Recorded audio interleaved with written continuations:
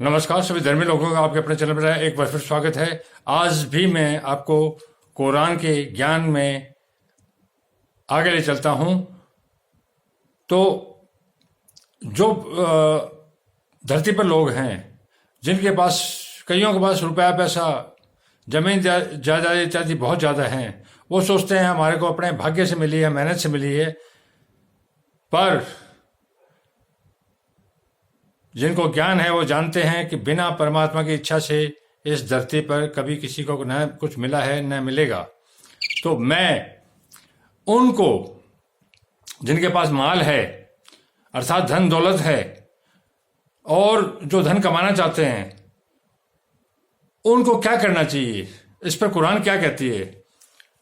कुरान ही नहीं, दुनिया के तमाम धर्मग्रंथ भी यही कहते हैं कि परमात्मा के राह में खर्च करो, क्योंकि ये परमात्मा ने तुम्हें दिया है और परमात्मा ही आगे देने वाला है। अगर उसकी राह में खर्च नहीं करोगे तो वो उसको कैसे बढ़ाएगा।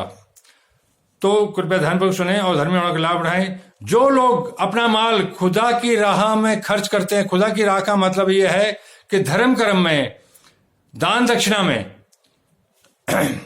दान का मतलब ये नहीं है कि किसी को दे दो, दान का मतलब नहीं है कि किसी मंदिर मस्जिद में वैसे दे दो। दान का मतलब है कि उपयुक्त पात्र जो पवित्र हो उसको दिया गया धन कई गुना हो जाता है, और किसी पापी को दिया गया धन आपको बर्बाद भी कर देगा। तो बहुत सोच समझ के देने की चीज होती है ये। जो लोग अपना माल खुदा की राह में खर्च करते हैं उनके माल की मिसाल, अर्थात उनके धन की मिसाल उस दाने की सी है जिससे 7 बालें उगे और हर एक बाल में 100 दाने हो, और खुदा जिसके माल को चाहता है ज्यादा करता है। अर्थात जो खुदा की राह में अपना माल, अपना धन खर्च करते हैं उसकी मिसाल उस दाने की तरह है जिसकी बाले का मतलब है गेहूं के बाले जो उगते हैं।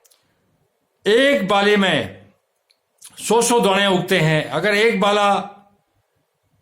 दाना लगाया है जमीन में तो उसकी 100 बालें आएगी, यही इसका मतलब है। तो एक उपयुक्त पात्र को दिया गया 1 रुपया भी आपको 100 रुपए से ऊपर कर देगा, यही इसका मतलब है। 100 दाने, और खुदा जिसके माल को चाहता है ज्यादा करता है।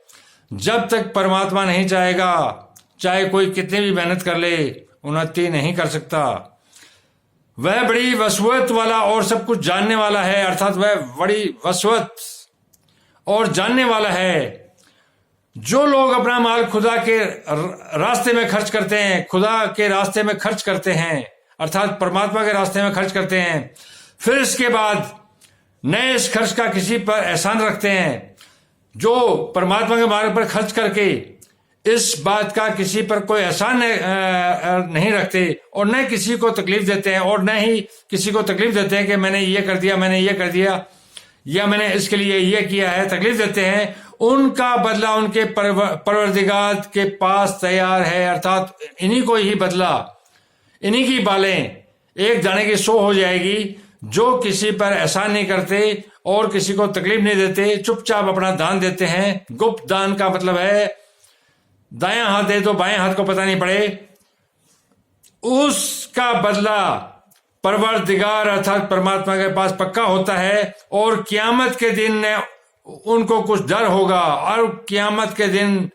जो कि कियामत आनी है, निश्चित है, उसको न उनको कोई डर होगा और न वे गमगीन होंगे। कियामत निश्चित है, कियामत का मतलब आखिरात। आपका जन्म हुआ है तो आपकी मृत्यु अवश्य होगी। जिस खिरात देने के बाद, खिरात का मतलब होता है दान दक्षिणा, दिया गया धन देने के बाद लेने वाले को तकलीफ दी जाए। अगर लेने वाले को खिरात देने के बाद उसको तकलीफ दी जाए, उससे तो नरम बात कह देनी और उसकी बेदबी से दरगुजर करना बेहतर है। उससे तो अच्छा है कि उसको नरम बात बोल दो, भाई मेरे पास कुछ नहीं है, वो ज्यादा ठीक है। उसकी बेदबी मत करो कभी, और खुदा बेपरवाह और बुर्दबार है, अर्थात परमात्मा जो है, खुदा का मतलब कोई धर्म ग्रंथ से न लें, परमात्मा एक है तो धर्म भी एक है और सारी मनुष्य जाति उसी की है। एक परमात्मा और एक ही रास्ता है उसका और एक ही ज्ञान है उसका। मैं उसी पर आपको ले चल रहा हूं। मोमिनों का मतलब है जो धर्मी है, जो धर्म के रास्ते पर चल रहे हैं, जो पाप से दूर रहते हैं। मोमिनों का मतलब ये वही मतलब है। मोमिनों अपने सदकात व खैरात एहसान रखने और तकलीफ देने से उस शख्स की तरह बर्बाद न कर देना। ए धर्मी लोगों, अपने सदकात अर्थात अच्छे कर्म व खैरात एहसान रखने और तकलीफ देने से, जब तकलीफ या एहसान रखोगे और तकलीफ दोगे खैरात के बदले, तो उस शख्स की तरह बर्बाद नहीं कर देना जो लोगों को दिखाने के लिए माल खर्च करता है। अर्थात ऐसे लोग बहुत से हैं जो लोगों को दिखाने के लिए अपना माल और धन खर्च करते हैं कि मैंने इतना दे दिया, मैंने इतना दे दिया, और खुदा और आखिरात के दिन पर ईमान नहीं रखता है। इनको न तो खुदा और न आखिरात पर भरोसा होता जो कि निश्चित है। तो उसके माल की मिसाल, तो उन जो इस तरह के माल जो खर्च करते हैं, जो धन खर्च करते हैं, उनकी मिसाल उस तरह की है। मिसाल उस चट्टान की सी है, उस चट्टान की सी है जिस पर थोड़ी सी मिट्टी पड़ी हो, अर्थात वैसी चट्टान जो चिकनी हो और उस पर थोड़ी मिट्टी पड़ी हो, और जोर का मेघ बरसे, मेघ मतलब बारिश आए और उसे साफ कर डाले। इसी तरह से ये दिखावा करने वाले लोग अपने अमाल का कुछ भी बदला हासिल नहीं कर सकेंगे। ये दिखावा करने वाले लोग अपने अमाल अर्थात अपने कर्म का कुछ भी बदला हासिल नहीं कर सकेंगे। इससे अच्छा न देना है। और खुदा ऐसे नाशुक्रों को हिदायत नहीं दिया करता। अर्थात परमात्मा हिदायत जो है, अपने रास्ते पर चलने की हिदायत, अपने रास्ता बताने का अख्तियार पापियों को नहीं देता, बल्कि धर्मी लोगों को करता है। जो धर्मी हैं उन्हीं को वो रास्ता दिखाएगा।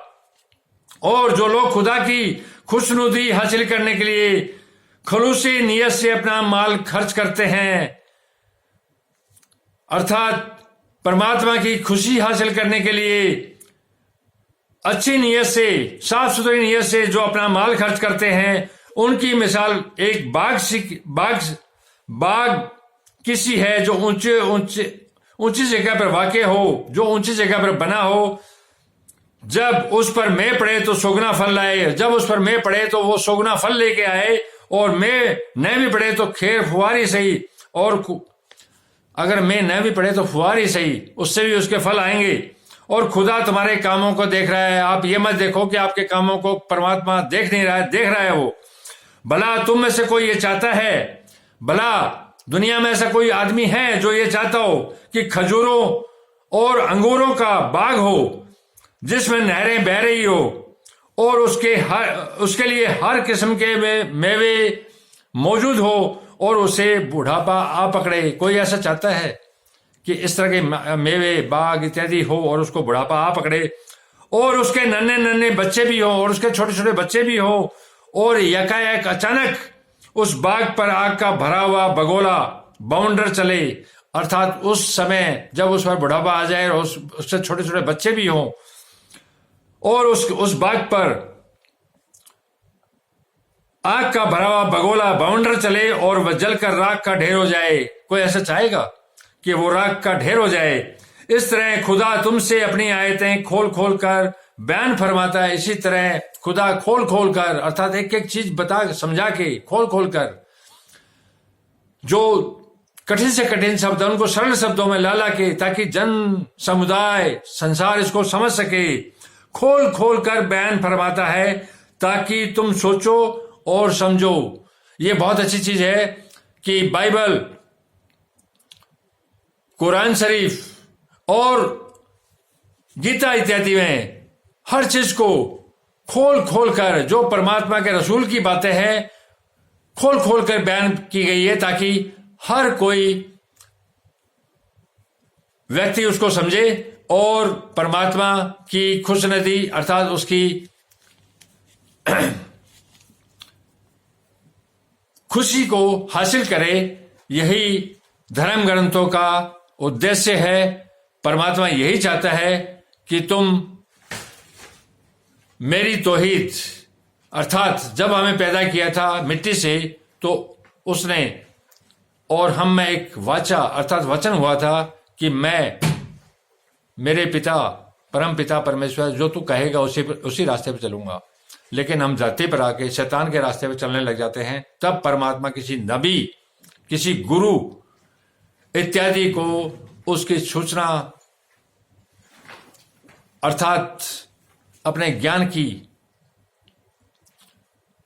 पुनः याद दिलवाने के लिए उनको भेजता है, ताकि हम अपने मूल पथ पर राह पर चलें, ताकि परमात्मा खुश हो, हमारा जीवन और हमारे परिवार का जीवन, इसी तरह पूरे संसार का जीवन सुखमय हो।